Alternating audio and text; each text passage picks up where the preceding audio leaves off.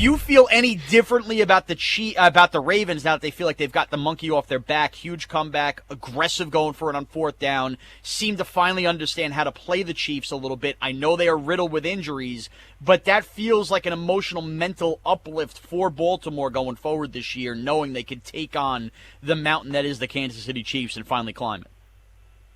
Yeah, I got to tell you guys, what an awesome environment. Obviously, after last year, to have a packed stadium, and those people, it's almost like they had an inferiority complex to the Chiefs. Chiefs had beaten them 3 in a row. Lamar had never beaten Mahomes. It was 3-0.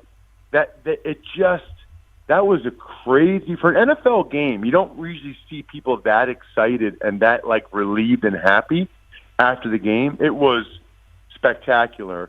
I don't really feel differently about the Ravens. I do feel differently about the Chiefs. My thing about the Ravens is, guys, they're still not great in obvious passing situations. And I feel like in the playoffs, to win 3 playoff games against Cleveland and Buffalo and, the Chiefs, you're going to be in a decent amount of third and medium third and longs where you have to pass the ball. I just don't think the Ravens are good enough in those situations to do it 3 straight games. They might win 1, maybe even 2. I just don't envision them being able to win 3. And by the way, their defense hasn't been as good as it needs to be these first couple weeks. I feel differently about the Chiefs in the sense that their defense is really struggling. I mean, you can really run all over the Chiefs' defense. And I thought before, the margin for error was so small against the Chiefs. But, Lamar threw a pick 6 on the first drive when Watkins fell. He threw another pick where they would have gotten a field goal, and the Ravens still won. So maybe the margin for error isn't quite as small as I thought it was against the Chiefs these days.